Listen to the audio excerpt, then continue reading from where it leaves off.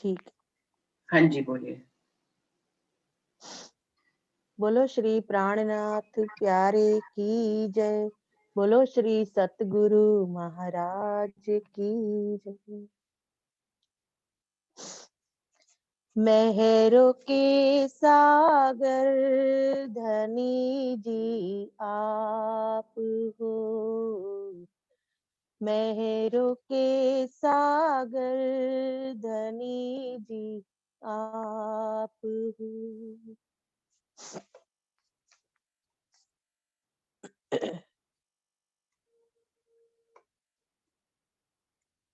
मेहरों के सागर हैं मेरे सतगुरु राम रतन। मेहरों के सागर हैं मेरे सतगुरु राम रतन।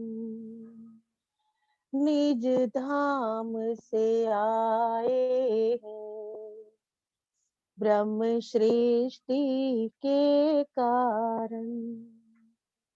निज धाम से आए हैं ब्रह्म सृष्टि के कारण।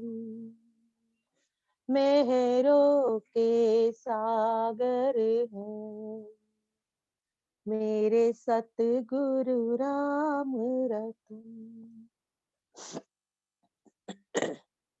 श्री निज घर के मालिक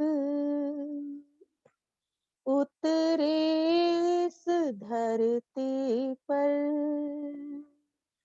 श्री निज घर के मालिक उतरे इस धरती पर। श्री राज विराजे हैं हृदय सिंहासन पर।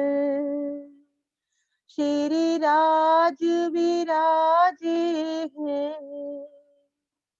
हृदय सिंहासन पर। ईमान से जो देखे ईमान से जो देखे वो ही देखे नूरी तन। ईमान से जो देखे वो ही देखे नूरी तन। मेहरों के सागर हैं मेरे सतगुरु राम रतन। तुम जैसा मेहरबान कोई ना मिला हमको। तुम जैसा मेहरबान कोई ना मिला हमको। गुण अवगुण ना देखे दिया प्यार बहुत हमको। गुण अवगुण ना देखे दिया प्यार बहुत हमको।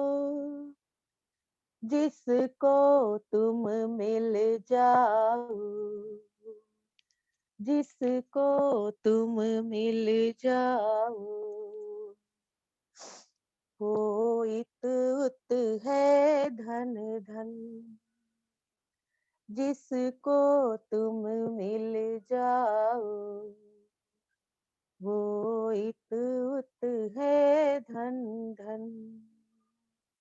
मेहरों के सागर हैं मेरे सतगुरु राम रतन। कई कष्ट सहे तुमने ये साथ जगाने को।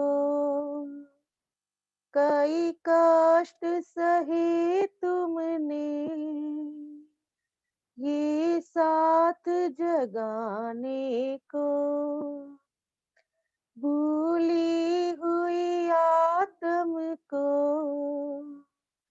तुम आए बुलाने को, निज नाम से काट दिए, निज नाम से काट दिए, माया रूपी बंधन, निज नाम से काट दिए, माया रूपी बंधन। मेहरों के सागर हैं मेरे सतगुरु राम रतन, आँखों में प्यार भर के तुम देख रहे हमको, आँखों में प्यार भर के तुम देख रहे हमको, मेरा दिल भी खिल जाए जब जब देखूं तुमको, मेरा दिल भी खिल जाए जब जब देखूं तुमको, तुम मुझ में बस जाओ, तुम मुझ में बस जाओ, मैं तुझ में रहूं मगन, तुम मुझ में बस जाओ, मैं तुझ में रहूं मगन। मेहरों के सागर हैं मेरे सतगुरु राम रतन, निज धाम से आए हैं ब्रह्म सृष्टि के कारण, निज धाम से आए हैं ब्रह्म सृष्टि के कारण। बोलो श्री प्राणनाथ प्यारे की जय, सतगुरु महाराज की जय। प्रणाम दीदी। प्रणाम जी। प्रणाम जी सुंदर साथ जी।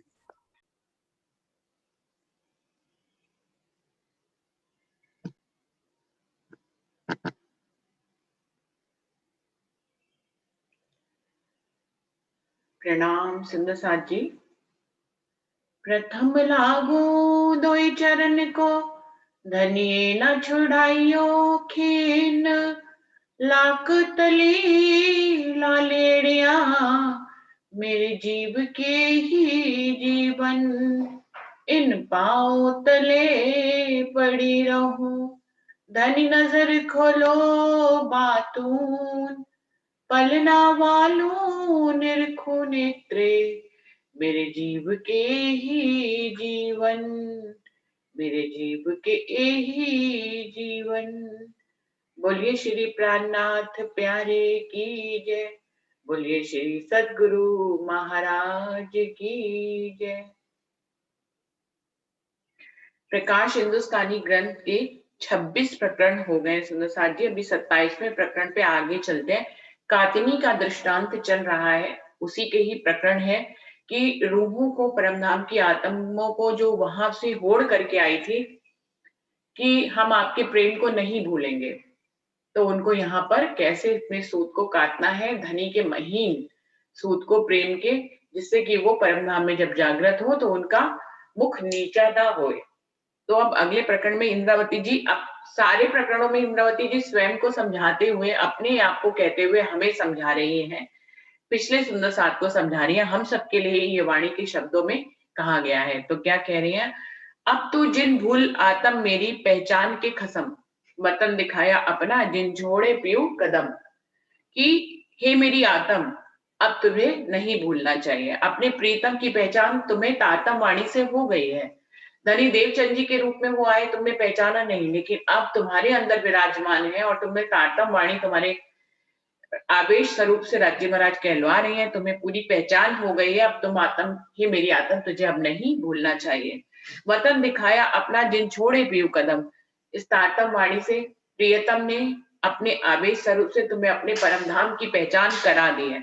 जिन छोड़े पीयू कदम, अब तुम्हें प्रीतम के चरण कमलों को नहीं छोड़ना चाहिए। वचन कहे बड़े मुक्ते, पर तू समया न भूल। तू काट बारीक धनी का एताते पावेगी मूल। क्या कह रही है इंद्रावती जी? अपनी आत्म को कह रही है और हमें कह रही है कि वचन बड़े कहे बड़े मुक्ते। परम धाम में तो बहुत बड़े बड़े वचनों को कहा था कि भैया आप जितनी भी परीक्षा ले लीजिए, हम आपको नहीं भूलेंगे, पर तू तो समया न भूल। अब वही उस वचन को पूरा करने का समय अब आ गया है, तो इसलिए तू अब इस समय को मत भूल। तू काट बारीक धनी का ये ताते पावेगी मूल। तू धनी के प्रेम का महीन सूत काट, बार बार उतावली होकर अपने समर्पण से तू धनी के प्रेम के सूत को काट। इसका मोल तुझे परम धाम में मिल ही जाएगा। अजुते पाव न कातिया इत चाहिया शेर भर। जब उठेगी आतन में तब बहुरी चाहेगी अवसर। वो कह रहे हैं अभी तो तुमने जो है पाव भर सूत भी नहीं काटा है, जबकि तुम्हें तो शेर भर सूत चाहिए, यानी कि ज्यादा सूत चाहिए। अभी तो थोड़ा सा ही काटा है, तो अभी बहुत समय है कि तुम्हें अपने सूत को और काटने के लिए वक्त चाहिए। जब उठेगी आतन में तब बहुरी चाहेगी अवसर। वो कह रहे हैं जब परम धाम में तू जागृत होगी और तेरे पास सूत नहीं होगा, तब तू इस समय को याद करेगी कि मैंने इस समय सूत क्यों नहीं काटा। ए जो गमाए दिनड़े गफलत में जो गर, अब तो को उठन के आए सो दिनड़े चल। क्या कह रही है कि तुमने अपने बहुत दिन जो है गवा दिए इस माया के ब्रह्मांड में। गफलत में सुगन, गफलत में तुमने घूम घूम के, भ्रम में पड़ पड़ के, पहचान न कर करके अपने समय को तुमने बहुत ही व्यर्थ बेकार कर दिया। अब तो को उठन के आए सो दिनड़े चल, कि अब तुझे उठने का वक्त आ गया है।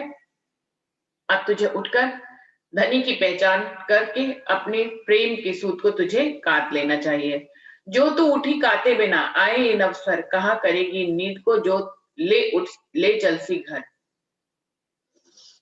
वो कह रहे हैं यदि इस काल माया का ब्रह्मांड में तेरी आयु खत्म हो गई और तूने सूत को सही ढंग से काटा नहीं, ये सुनहरा अवसर मिलने पर, तो उस नींद का क्या करेगी जिसमें तू सुषुप्ता अवस्था में होकर धनी के प्रेम को जो है नहीं पहचान रही है और उनके प्रेम का सूत नहीं काट रही है। तो इस नींद का क्या करेगी? क्या तुझे इसको घर लेके चलना है परम धाम? परम धाम में तो वैसे भी नींद नहीं जा सकती है। अजू न जागे जोर कर तो ऐसी तुझ पर भई, धनी आए बेर दूसरी, तेरी सुध ऐसी क्यों गई। वो कह रहे हैं अभी भी तू बल करके तारतम वाणी से पहचान करके धनी के प्रेम का सूत यदि नहीं काट रही है, तो तेरे साथ ऐसा कैसे हो गया है? तुझे तो स्वयं धनी देवचंद जी के रूप में भी जब धनी पहली बार आए तब भी तूने यही स्वभाव दिखाया, लेकिन अब तो दूसरी बार वो तुम्हारे कारण तन धारण करके आए हैं। अभी भी तुम्हारी सुध को क्या हो गया है? तुम क्यों सुध लेकर धनी के प्रेम का सूत नहीं काट रहे हो?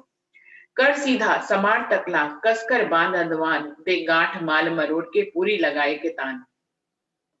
हे मेरी आत्मा, तू अपने प्रेम रूपी तकले को संभाल कर सीधा कर, कसकर बांध अदवान, उसमें अपनी प्रेम की डोरी को जो है तू बांध और पूनी पे रुई को लगा ले और अच्छी तरह से गांठ लगाकर, जिससे कि वो खसके नहीं फिर से, और तू अपने प्रेम रूपी सूत को काटना, महीन सूत को काटना शुरू कर दे।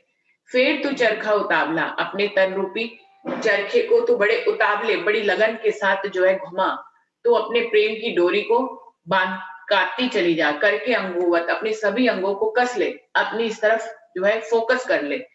एक तरफ अपनी दृष्टि को तू अपने अंगों को बड़ा कस कर उनको इधर उधर अलग अलग दिशाओं में मत जाने दे और धनी के प्रेम की तरफ उनको लगा ले। तू लेसी सुहाग धनी का तेरे बारीक इन सूत। ये यदि तूने ऐसा कर लिया तो तुझे धनी का बारीक सूत मिलेगा, तू काट पाएगी और फिर धनी की तू सुहागिन नार कहला पाएगी।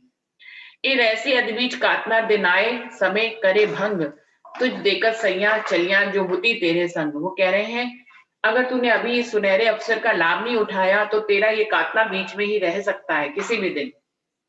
ये ऐसी अदबीज कातना दिन आए समय करे भंग, किसी भी समय ये तन छूट सकता है और हम अपने सूत को काटना हमारा यहीं पर, ये जो सुनहरा अवसर है वो कभी भी छूट सकता है हमसे। तुझ देखत सैया चलियां जो होती तेरे संग अभी कितनी सखियां सूत काट रही थी जो तुझसे आगे निकल गई, लेकिन तुझे भी अब सुनहरे अवसर का फिर से लाभ लेना होगा। अब हिम्मत करके काट तू दिलबान दूत के सूत के साथ, ए मिही सूत सुहाग का सो होसी तेरे हाथ। अब तू हिम्मत कर ले, अपने जीत को जगा, अपने दिल को जो है वो धनी के प्रेम रूपी सूत के साथ एकनिष्ठ कर ले। इस प्रकार तू धनी के सुहाग का प्रेम रूपी महीन सूत का यही तेरे हाथ में होगा जो परम धाम तेरे साथ जाएगा। अब नींद करे जिन तू ए नींद देवे दुहाग, उठ तू जाग जोर कर दौड़ ले पियो सुहाग। अब नींद करने का समय नहीं है हे मेरी आत्म, क्योंकि ये नींद जो है तुझे गफलत में डाल देगी। उठ तू जाग जोर कर, अब तू जोर करके जाग जा, दौड़ ले पियो सुहाग और अपने धनी के प्रेम का सूत जो है वो तू दौड़ दौड़ कर काट ले। ये सूत अति सोहना मोल मोहंगा मोहंगा मोहंगा होसी है, तू पहचान पियो अपना वार फेर जीव दे। ये सूत है अति सोना, ये बहुत ही प्यारा सूत है धनी के प्रेम का। इसका मोल जो है वो बहुत महंगा है, इतना सस्ता नहीं है ये सूत। तू पहचान पियो अपना वार फेर जीव दे। इसलिए इस महंगे मोल वाले सूत को काटने के लिए तो अपने प्रीतम की पहचान कर और अपना जीव और देह उसके ऊपर वार कर दे, समर्पण कर दे, तब तुझे ये महीन सूत प्राप्त होगा। अब ले स्याब्यासी संयन में कर तू ऐसी भांत, ए मिही सूत सुहाग का सो रात दिन लेकान। अब ले अभ्यासी संयन में कर तू ऐसी बात, तो इस तरह से अब सूत में अपने दिल को लगा ले, उससे बांध ले, ऐसा महीन सूत तू निकाल कि तुझे सभी सखियों के बीच में शाबाशी मिले परम धाम में। ये महीन सूत है जो धनी के प्रेम का और उनके सुहाग का है, इसको तू दिन रात काटने का प्रयास कर। बोरी तू न भूल इंद्रावती, ऐसा पीयू का समय पाए, तू ले धनी अपना औरो जिन दिखाए। अब क्या कह रही है इंद्रावती जी अपनी आत्म को कि हे मेरी आत्म, ऐसा तुम्हें सुनहरा अवसर धनी का मिला है, तुम अपने धनी को अपने हृदय में बसा लो और उनके प्रेम में विलास करो, औरों जिन दिखाए। तू औरों को दिखाने का प्रयास मत कर कि तू कितना सूत काट रही है, कितना नहीं काट रही है। तुम जो भी तुम्हारी उपलब्धियां हैं उनको तू बस अंदर अपने अंतर मन में छुपा कर और धनी के प्रेम का सूत तू काटती चली चल। तुझे किसी को भी अपनी उपलब्धियां दिखाने की जरूरत नहीं है। तो ही यो धनी कब मिलसी, पहचान के लिए सुहाग, ऐसी एकांत कब पावेगी, अब है तेरा लाग। वो कह रहे हैं तुम्हें इस तरह से एकांत में धनी फिर कब मिलेंगे, पहचान के अपने सुहाग के लाभ को तू इस दुनिया में ले। अब है तेरा लाभ, तेरा समय चल रहा है, अपने समय का तू लाभ उठा और धनी के प्रेम का महीन सूत काट और अपनी उपलब्धियों को का बखान मत कर, किसी को भी मत बता। बहुत वक्त भला पाइया धनिये तुझे दियो तुझे आप, मेहर करी महबूबे करके संग मिला। तुझे तो ये बहुत सुनहरा अवसर भला अवसर मिला है, स्वयं धनी ने मेहर करके तुम्हें ये अवसर दिया है। मेहर धनी ने तुम्हारे पर बहुत मेहर करी है, दूसरे तन में भी तुम्हारे लिए आए हैं, तुम्हारे साथ मिलाप किया है, इसलिए अब इस अच्छे समय का तू सही सदुपयोग कर। आंखा खोल के ढांपिए जिन चूके एती बोए, रात दिन तेरे राज का सूत काट सवा से। वो कह रहे हैं आंखों के ऊपर पलकों को गिराने और उठाने जितनी देरी भी तू मत चुक, इतने पल के लिए भी तू मत चुक। रात दिन एक पल की भी देरी किए बिना तू धनी के प्रेम का सूत काट, जिससे कि ये सूत जो है वो सवा शेर बन जाए। नेह कर तू नैनों से और चश्मे से कताए, मिही सूत ले उजला आओ आंखें कर पाए।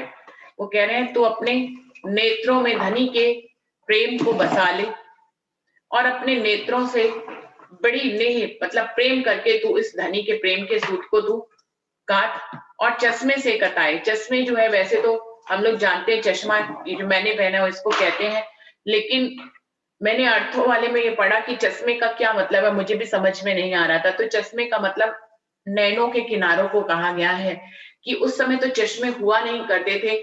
जब ये वाणी अवतरित हो रही थी तो वहां पर जो चश्मा कहा गया है, ये किस अभिप्राय से कहा गया है कि नैनों से प्रेम के बाणों को चलाते हुए तू अपने प्रेम को, धनी के प्रेम के सूत को तू काट, अपने नैनों को तू पूरी तरह से धनी के प्रेम की तरफ लगा दे।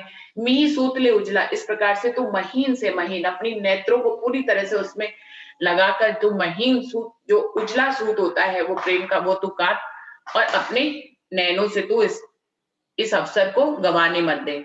भले कात्या इन सूत को, भला पाया ये वक्त, भले सुभागी निद्रड़ी भरे मिले धनी ईट।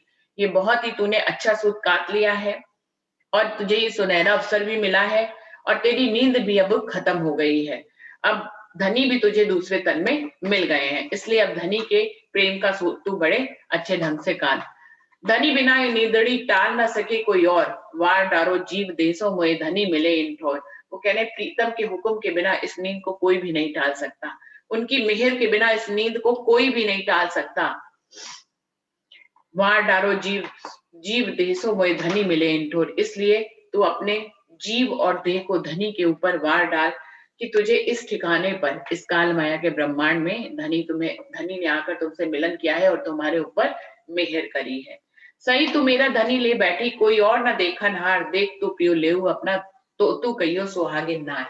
इसमें जनरल रूप में ले तो सही सखी वो हम सबको भी कह रही है इंद्रावती कि सही तू मेरा धनी ले बैठी, कोई और ना देखा नार, देख तू पियो लेऊ अपना, तो तू कहियो सुहागिन नार।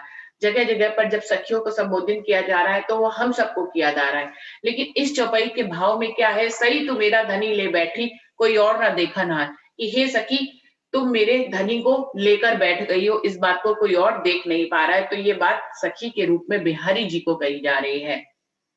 क्या कह रही है, क्योंकि उनको गादी पर ब्यालबाई जी ने बिठा दिया था।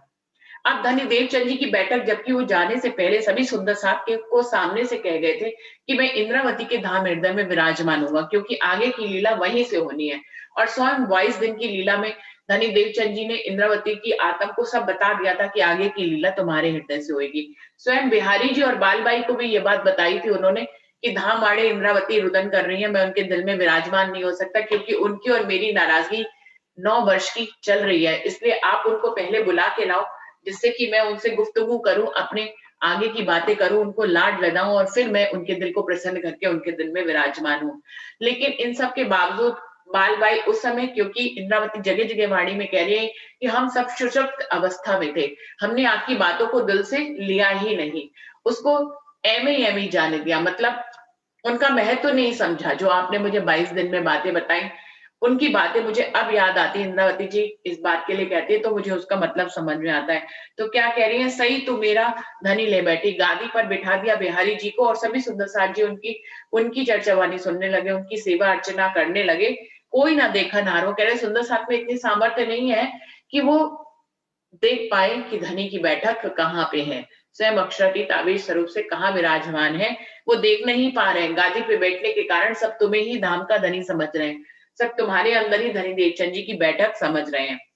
देख तू पीऊ लेऊ अपना, तू कहियो तो कहियो सुहागिन नार। यहाँ पे इंद्रावती जी ने बहुत बड़ा दावा किया है कि तुमने मेरा धनी ले लिया, लोग देख नहीं पा रहे हैं, पहचान नहीं कर पा रहे हैं, लेकिन मैं बड़े दावे से कहती हूँ मैं अपना पीऊ तुमसे वापस ले लूंगी। यानी कि मैं अपने तन में, धनी देवचंद जी की बैठक है, मेरे तन में राजीव महाराज जुगल स्वरूप विराजमान है, मेरे तन में जोश और आवेश की लीला हो रही है, ये मैं सुंदर साथ को बतला कर रहूंगी।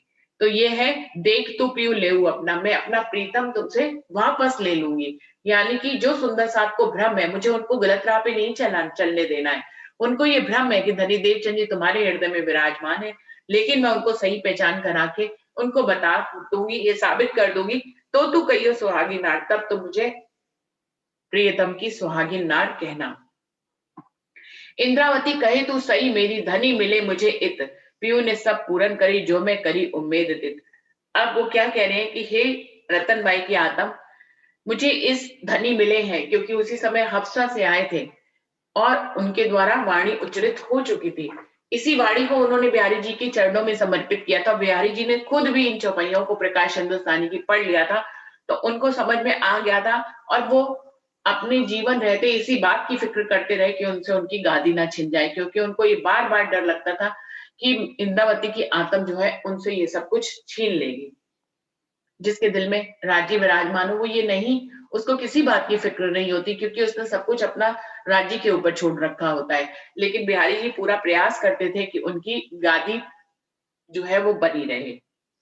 तो इंद्रावती जी कह रही है, हे मेरी सखी, मुझे प्रीतम मिले हैं और पीयू ने सब पूर्ण करी जो मैं करी उम्मीद थी। प्रीतम ने मेरी सारी उम्मीदों को पूरा किया जो मैंने उनसे मांगी थी। सही तू मेरी बाई रतन मोए मिले छबीले लाल, करी मुझे सुहागनी अब मैं भई निहाल। हे मेरी रतन बाई, कि मुझे छबीले लाल मिले हैं, उन्होंने मुझे अपना कर मुझे सुहागिन बना दिया है और मैं निहाल हो चुकी हूँ। धन बिहारी जी को इन चौपाइयों के माध्यम से अपने स्वरूप की स्पष्ट पहचान करा रहे हैं। मैं एक विद मांगी पियो पे, पियो ने कई विद करी रोशन, बातें रोशन की करसी जाए वतन। मैंने तो प्रीतम से एक ढंग से मांगा था, उन्होंने मेरी तो जो इच्छाएं हैं वो कई तरह से पूरी करी, और इस रोशनी जो तारतम ज्ञान की रोशनी उन्होंने मेरे माध्यम से दुनिया में फैलाई है, करसी जाए वतन, उससे परमधाम का स्पष्ट रास्ता उन्होंने बता दिया है। और जो मेरे साथ धनी ने प्रेम की लीला करी है, उन सब की बातें जो है परमधाम में रोशन होंगी कि किसने कितना सूद खाता है। ये मैं एक विद मांगी पियो ने कई विद करी रोशन, ये इस भाव से भी कहा गया है क्योंकि महराज ठाकुर जी जो है धनी देवचंद जी के नाम का भंडारा करना चाहते थे और उसी के लिए सम्मान इकट्ठा कर रहे थे। उनकी सिर्फ एक ही इच्छा थी कि वो धनी देवचंद जी के नाम का भंडारा करें। तो उनकी एक इच्छा थी, लेकिन धनी ने उनको हादसा जेल में डाल दिया और फिर उनकी अनंत इच्छाओं को पूरा किया। उनको दर्शन दिए, उनको विलास कराया और उनके धाम हृदय में विराजमान होकर वाणी का उच्चारण किया। तो पियो ने कई विद करी रोशन, उन्होंने एक मांग करी और प्रीतम ने उनकी कई इच्छाओं को पूरा कर दिया। जबकि पहले उनको ये ज़रूर संशय रहा अभी तक सामने बढ़ने की, मेरे साथ ऐसा क्यों हुआ? मैं तो एक भला ही काम करने जा रहा था, लेकिन मेरे साथ मुझे अफ़सर जेल में डाल दिया गया। लेकिन बाद में उनको जब धनी की मेहर का पता लगा, तभी वो इस तरह की बात अब सामने आई कि मैं एक विद मांगी पियो पे, पियो ने कई विद करी रोशन। मैंने एक तरह से सिर्फ एक ही इच्छा करी थी और प्रीतम ने मेरी अनेकों इच्छाओं को पूरा कर दिया।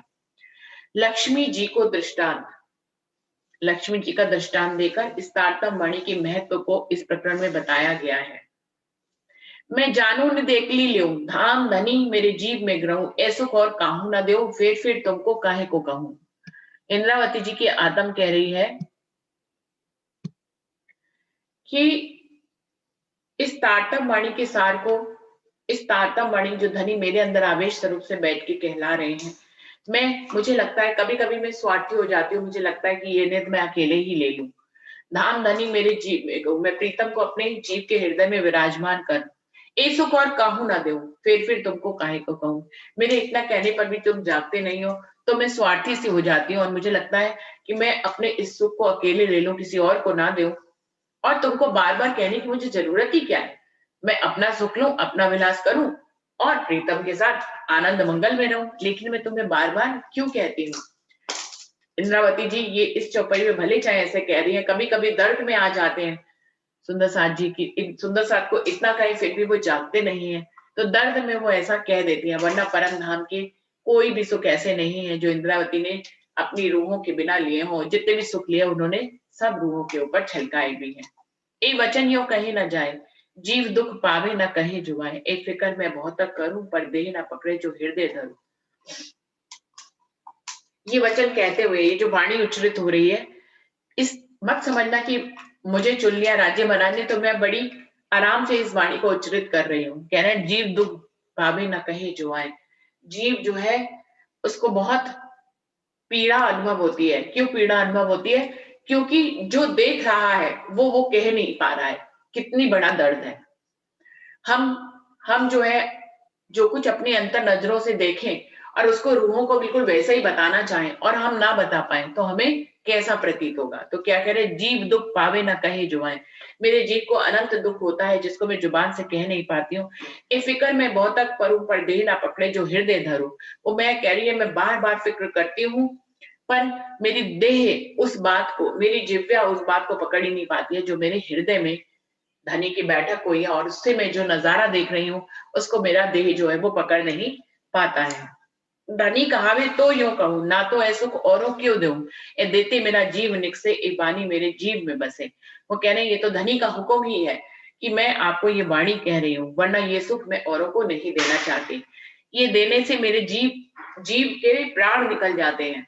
ये वाणी मेरे जीव में बसे, ये वाणी जो है मेरे जीव में बसी हुई है, लेकिन इसको किसी दूसरे को जब मैं देती हूँ तो मेरे प्राण निकलते हैं।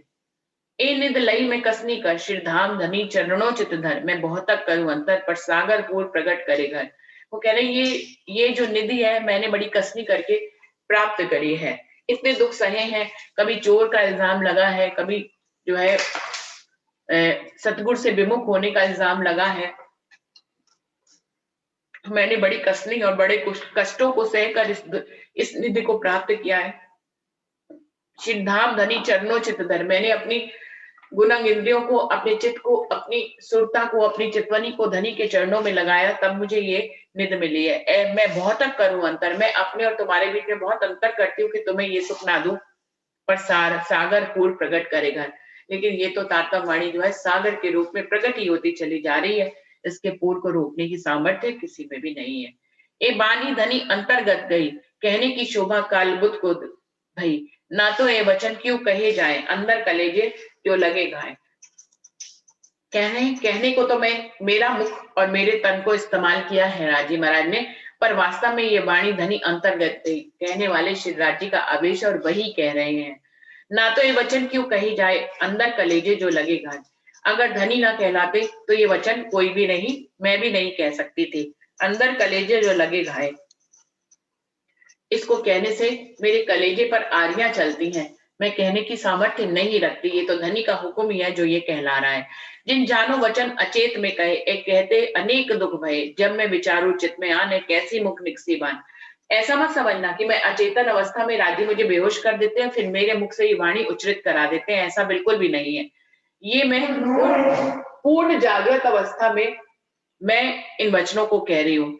एक कहते अनेक दुख भय, अनेक प्रकार के दुखों को मैं सहन करती हूँ जब मैं विचारू चित्त में आन, लेकिन जब इस वाणी को मैं कह देती हूँ और फिर उसको मैं चित्त में विचार करती हूँ, तो मैं सोचती हूँ कि कितनी अनुपम वाणी मेरे मुख से राजी महाराज अपने आवेश से कहलवा रहे हैं। मेरी बुधे लुगा न निकसे मुख, धनी जाहिर करे अखंड घर सुख, पर साथ कछुक करो तो बल तो पूर्ण शोभा लियो न चल। वो कह रही है मेरे मन बुद्धि की इतनी सामर्थ्य नहीं है कि मैं अपने मुख से एक शब्द का एक कण भी कह सकूं। ये तो धनी ही है जो अखंड घर के सुखों को पूर सागर के पूर की तरह बहाते ही चले जा रहे हैं। हे सुंदर साथ जी, अब तो तुम्हें बल करना ही चाहिए, जिससे कि तुम अखंड परमधाम में शोभा को प्राप्त करो, कि तुमने धनी के प्रेम का महीन सूत गाता है। ए बहुत भात है भारी वचन, जो कभी देखो आप होए चेतन, इन वचन पर एक कहूं विचार, सुनो साथ मेरे धाम के आधार। ये बहुत ही भारी वचन है। ये कितने भारी वचन है, ये मैं आपको एक दृष्टांत से बताती हूँ। इंद्रावती जी कह रही है, इन वचनों को तुम चेतन होकर विचार करके देखो। सुनो मेरे धाम के आधार, हे मेरे परम धाम के सुंदर साथी, मेरे इस बात को सुनो कि ये वचन कितने भारी हैं। हम रोज पढ़ लेते हैं, हम रोज उस पर मंथन कर लेते हैं। कभी कभी क्या होता है, रोज रोज पढ़ने से भी कई बार हमें इसका महत्व समझ में नहीं आता है। हमें लगता है हम इनसे इतने एकाकार हो जाते हैं कि ये हमें अपने जैसे से लगने लगते हैं। सुंदर साथ जी, ये बहुत अच्छी स्थिति है कि हमारे और जो है वाणी में अंतर नहीं रह जाता। हम इसको रोज इतनी गहनता से पढ़ते हैं, लेकिन कभी कभी जो है हम इसकी गरिमा को अपने दिल में उतनी गरिमा से नहीं ले पाते हैं, इसके महत्व को उतने ढंग से नहीं समझ पाते हैं। जब ये इस दृष्टांत को हम बार बार पढ़ते हैं तो हमें इसका महत्व समझ में आता है कि जिन वचनों को स्वयं विष्णु भगवान कह नहीं पाए, जिनको लक्ष्मी जी सुन नहीं पाए, जिनके लिए लक्ष्मी जैसी महान शक्ति को इतनी तपस्या करनी पड़ी, वो हमें यूं ही सरलता से मिल गई। ये वाणी क्योंकि हमें बहुत सरलता से मिल गई, इसलिए हम इसकी गरिमा को पहचान नहीं पाते। धरते सिर कोई न्यारा करे, तो आधा वचन ना मुख से पड़े, जो कोई सारे सकल संधान तो कहे ना जाए, पाओ लुगा निर्वाण। वो कह रहे हैं ये जो तारतम वाणी है, इसकी इतनी महिमा है कि यदि कोई अपने धड़ से सिर को अलग भी कर दे और ऐसे वचनों को कहना चाहे और अपने सारे सकल संधान लगा दे, तो भी वो एक कण जितना भी इस वाणी के करीब के नहीं कह सकता है। सात कारण जीव सगाई जान, सेवियो धाम धनी पहचान, ये यों कह के पकड़ ना देवे कोई, यों देते ना लेवे सो अभागी हुए। इसलिए तुम सबसे मेरी एक परम धाम का नाता है, और तुमको ये वाणी मैं इसलिए इस महत्व के इसलिए बता रही हूँ जिससे कि तुम धाम धनी को पहचान कर उनकी सेवा कर सको। पहला अवसर गुजर गया लेकिन अभी दूसरा अवसर नहीं गुजरना चाहिए। यूं कह के पकड़ ना देवे कोई, जो यूं देते ना लेवे सौभागी होए। वो कह रहे हैं इस तरह से प्रेम कर कर, तुम्हारे प्रेम जीव से प्रेम कर कर, तुम्हारी आत्मा से प्रेम कर कर, तुमसे मेरा अखंड परमधाम का नाता है, इस संबंध को याद करके अगर मैं तुम्हें ये वचन कह रही हूँ और इनकी महिमा तुम्हें बता रही हूँ, धनी की पहचान तुम्हें दूसरे तन में करा रही हूँ, यदि इतना भी कहने पर भी यदि कोई मुझसे इस धन को नहीं लेता है तो वो बहुत बड़ा अभागा है। इसको अब क्या कहेंगे? तुम साथ मेरे सरदार एक दृष्टांत लीजो विचार, रोशन वचन करो प्रकाश, सुख जी की साख लीजो विश्वास। वो कह रहे हैं मेरे परमधाम के सरदार सुंदर साथ जी, तुम इस दृष्टांत को अच्छी तरह से समझना। मैं इसको रोशन करके तुम्हें वचन बता रही हूँ। सुख जी की सुखदेव मुनि के जो भागवत में इसका वर्णन है उसको अच्छी तरह से विचार करना। ए देख के नींद टालो भरम, इन वचनों जीव करो नरम, वचन जीव सो करो विचार, तब सुख अखंड होए आधार। इन वचनों को देखकर अपने जीव की निद्रा को तुम और अपने भरमों को तुम खत्म करो। अपने जीव को इस तारतम वाणी से नरम कर लो, सुकोमल कर लो कि वो इन वाणी को वचनों को अपने हृदय में समा ले।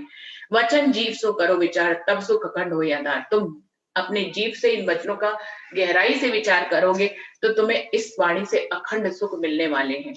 पीऊ पहचान टालो अंतर, पर आत्म अपनी देखो घर, इन घर की का कहूं बात, वचन विचार देखो साक्षात।